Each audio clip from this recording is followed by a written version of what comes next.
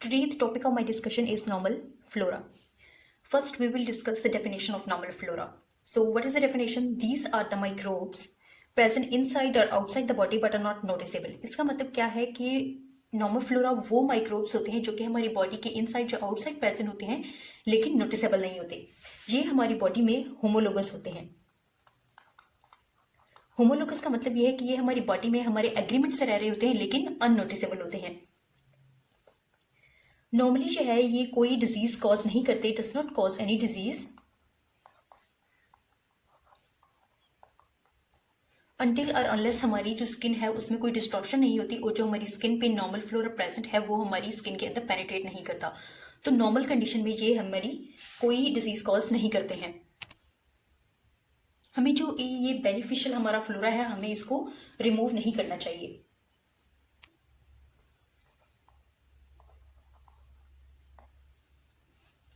Approximately हमारी body में जो है वो हमारे पास 10⁴ माइक्रोब्स प्रेजेंट है. इसके लिहाज से हर सेल पे देखा जाए तो हमारे पास 10 माइक्रोब्स हर सेल पे प्रेजेंट है. अब इसकी जो कॉमन एग्जांपल है वो है हमारे पास इकोलाई. इकोलाई के जो माइक्रोब्स हैं वो हमारे पास प्रेजेंट है. वो हमारे पास नॉर्मल फ्लोरा है. ये बैलेंस में हो हमारी बॉडी में जितने प्रेजेंट होते हैं उतने ही फीसिस के थ्रू जो है वो एक्सक्रीट आउट हो जाते हैं. ये अगर बैलेंस में हो तो हमारे लिए बेनिफिशियल है और कोई हार्मफुल नहीं है. लेकिन अगर किसी भी वजह से अगर बैलेंस जो है वो खराब हो जाता है इकोलाई का, अगर हमारे पास हमारी बॉडी में इकोलाई जो है वो ज्यादा हो जाते हैं तो ये हमारे पास पैरासाइट बन जाएंगे. ये पैरासाइट जब बन जाएंगे और हमें इस डिजीज को मतलब इसको क्योर करने के लिए हम मेडिसिन वगैरह लेंगे तो जब हम हमारे पास मेडिसिन लेंगे तो वो सिर्फ बेनिफिशियल को ही किल नहीं करेगा बल्कि हार्मफुल को ही किल नहीं करेगा बल्कि बेनिफिशियल माइक्रोब्स को भी किल करेगा. तो ये इकोलाई जो है फिर उस वक्त अपनी आप की प्रोटेक्शन के लिए हमारे पास बना लेंगे पिल्लाई बनाने के बाद ये जो है हमारे पास पैथोजन बन जाएंगे. इसका मतलब ये है कि स्टार्ट में जो है इकोलाई हमारे पास बेनिफिशियल थे लेकिन जब उनकी बैलेंस जो है वो उनका बैलेंस खराब हुआ तो उन्होंने अपनी प्रोटेक्शन के लिए पिल्लाई बना ले और हमारे पास पैथोजन बन गए. सबसे पहले हमारे पास थे इकोलाई बेनिफिशियल, फिर वो बने हमारे पास पैरासाइट जब उनका बैलेंस जो है वो खराब हो गया. फिर जब उनकी प्रोटेक्शन के लिए बात हुई तो वो हमारे पास पैथोजन बन गए. तब बनते हैं पैथोजन जब हमारे पास उनकी पिल्लाई बन जाते हैं. अब ऐसी कौन सी प्लेसेस हैं जहाँ पे जो है वो नॉर्मल फ्लोरा प्रेजेंट नहीं होता. तो फर्स्ट हमारे पास आ जाती है प्लेस हमारी brain, second is blood, third is urine. अब ये जो तीनों प्लेसेस हैं इनमें हमारे पास नॉर्मल फ्लोरा कोई माइक्रोब नहीं होता. सिमिलरली जो है हमारे पास जो हमारी आइज हैं उनमें जो रेटिना होता है उनमें भी कोई माइक्रोब्स प्रेजेंट नहीं होते. तो इन ऑर्गन्स को हम क्या कहते हैं, प्रिविलेज ऑर्गन, जहां पे कोई माइक्रोब प्रेजेंट नहीं होता है. नॉर्मली कहाँ पे माइक्रोब्स हमारे प्रेजेंट होते हैं नॉर्मल फ्लोरा, वो हमारे पास नोज है, माउथ है, थ्रोट है और है हमारे पास एट द एंड स्किन. यहाँ पे जो है हमारे पास नॉर्मल फ्लोरा प्रेजेंट होते हैं. अब ये जो है नॉर्मल फ्लोरा हमारे लिए बेनिफिशियल कैसे है और हमें डिजीज से कैसे प्रोटेक्ट करते हैं. तो इसके लिए हमारे पास 3 जो है पैरामीटर्स हैं. फर्स्ट ऑफ ऑल क्या है कि जब हमारे पास जिस प्लेस पे हमारे पास नॉर्मल फ्लोरा प्रेजेंट है तो उस पे कोई दूसरा जो माइक्रोब है वो इन्वेड नहीं कर सकता है. मतलब कंपीट करते हैं ये इन्वेडर माइक्रोब के साथ. और जो सेकंड है उसका ये मतलब है कि हमारे पास ये जो है वो कंपाउंड्स प्रोड्यूस करता है जिनको हम क्या कहते हैं, बैक्टीरियोसिड्स. बैक्टीरियोसिड्स कंपाउंड्स जो हैं ये प्रोड्यूस करते हैं जो कि किल करते हैं हमारे पास बैक्टीरिया को. थर्ड में हमारे पास आ जाते हैं कि ये जो है हमारी पीएच को लो करते हैं. पीएच को जब ये लो करते हैं तो हमारे पास जो है उस पीएच पे बैक्टीरिया ग्रो नहीं कर सकते. Bacteria can't grow.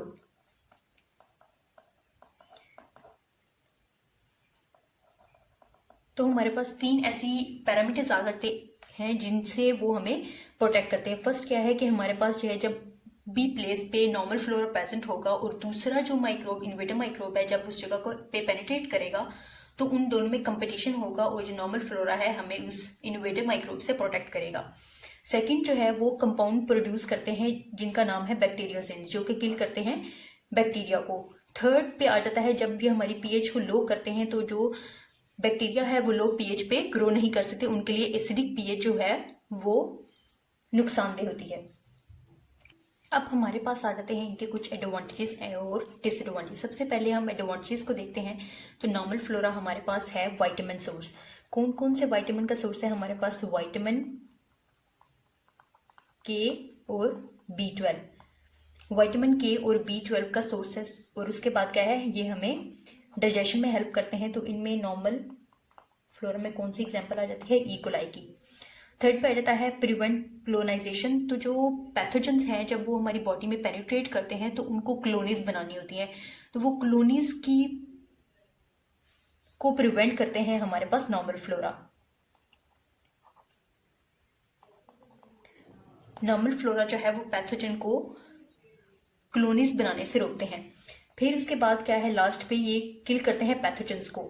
हमारे पास जो है वो कुछ कंपाउंड्स प्रोड्यूस कराते हैं ये नॉर्मल फ्लोरा, जिसकी वजह से जो है वो पैथोजेंस किल होते हैं।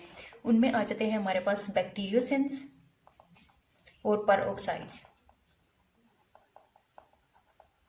तो इनके एडवांटेजेस में सबसे पहले क्या है, हमारे पास विटामिन के और B12 का सोर्स है।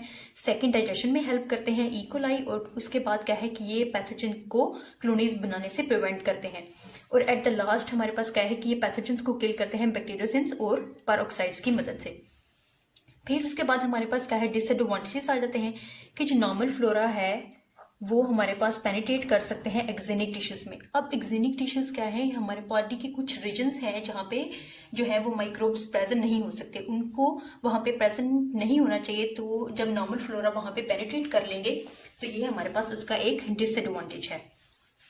उसके बाद क्या है कि ये शेयर न्यूट्रिएंट्स, कि ये जो है न्यूट्रिएंट्स को शेयर करते हैं पैथोजेंस के साथ। तो ये हमारे लिए बेनिफिशियल नहीं है, बल्कि हमारे लिए एक हार्मफुल इफेक्ट है कि ये हमारे पास पैथोजेंस को एक तो न्यूट्रिएंट्स शेयर करते हैं और उनको ड्रग रेजिस्टेंस देते हैं। और फिर उसके बाद आता है एस्केप फ्रॉम नॉर्मल लोकेशन। अगर नॉर्मल फ्लोरा जो है अपनी नॉर्मल लोकेशन से एस्केप कर जाएगा तो वो हमारे लिए हार्मफुल होगा। जैसे एग्जाम्पल है ई कोलाई की। अब ई कोलाई जो है वो नॉर्मली हमारे इंटेस्टाइन में प्रेजेंट होता है, लेकिन अगर वो हमारे ब्लेडर में चला जाएगा तो हमारे लिए यूरिनरी ट्रैक्ट इन्फेक्शंस काज करेगा।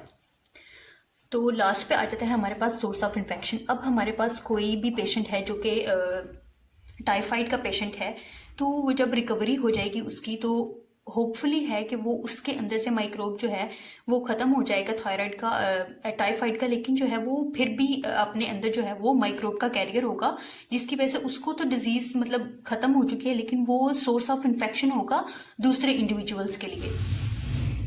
ये हो गए हमारे पास एडवांटेजेस एंड डिसएडवांटेजेस। अब हम देखते हैं इनके रिलेशनशिप्स को। सबसे पहले हमारे पास म्यूचुअलिज्म की टाइप है। इसमें क्या होता है कि हमारे पास जो है वो दोनों माइक्रोब जो है वो बेनिफिट एक दूसरे को देते हैं, बोथ प्रोवाइड बेनिफिट। अब इसमें जो कॉमन एग्जांपल हमारे पास आ जाती है, हम फार्माकोग्नोसी में पढ़ते हैं लिग्यूमिनोजी प्लांट की। अब लिग्यूमिनोजी प्लांट में हमारे पास न्यूड्यूल्स होते हैं, उसमें एक कल्चर प्रेजेंट होता है। अब ये जो कल्चर है वो प्लांट से न्यूट्रिएंट्स को गेन करता है, उन रिटर्न क्या करता है, नाइट्रोजन प्रोवाइड करता है प्लांट को। तो ये इस लिहाज से दोनों का बेनिफिट होगा। न्यूड्यूल्स जो हैं वो न्यूट्रिएंट लेते हैं प्लांट से और इन रिटर्न क्या देते हैं, प्लांट उसको इन रिटर्न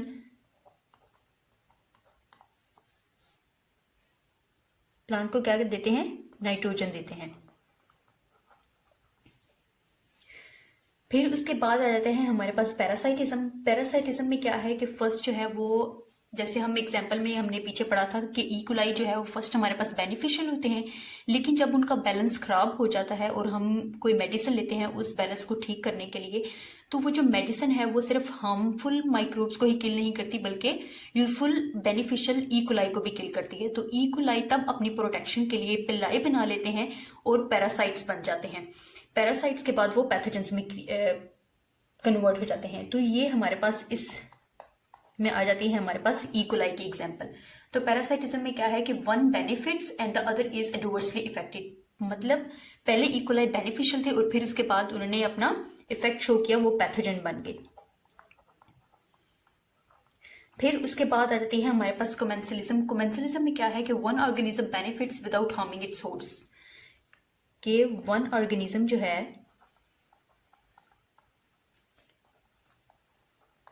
बेनिफिट उसका मिलेगा और जो अदर है उसको कोई हार्म नहीं होगा, वो हार्मलेस होगा। फिर उसके बाद हमारे पास टाइप आ जाती है एंटागोनिस्टिक टाइप। अब एंटागोनिस्टिक टाइप क्या है कि दोनों माइक्रोब जो हैं वो इंटायरली डिफरेंट होते हैं। एक माइक्रोब है वो दूसरे को खत्म करने की कोशिश करेगा, एक जो है वो डोमिनेंट होने की कोशिश करेगा। तो इस टेक्निक के थ्रू जो है वो हम एक माइक्रोब को दूसरे के थ्रू किल भी कर सकते हैं। तो इसमें कॉमन एग्जाम्पल आ जाती है हमारे पास साल्मोनेला की। तो इसको यूज करते हुए इसको हम किल कर सकते हैं by the use of Pseudomonas.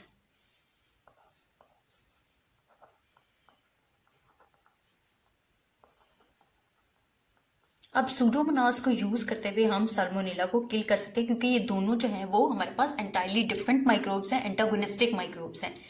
फिर उसके बाद आ जाती है हमारे पास टाइप सिनर्जिस्टिक।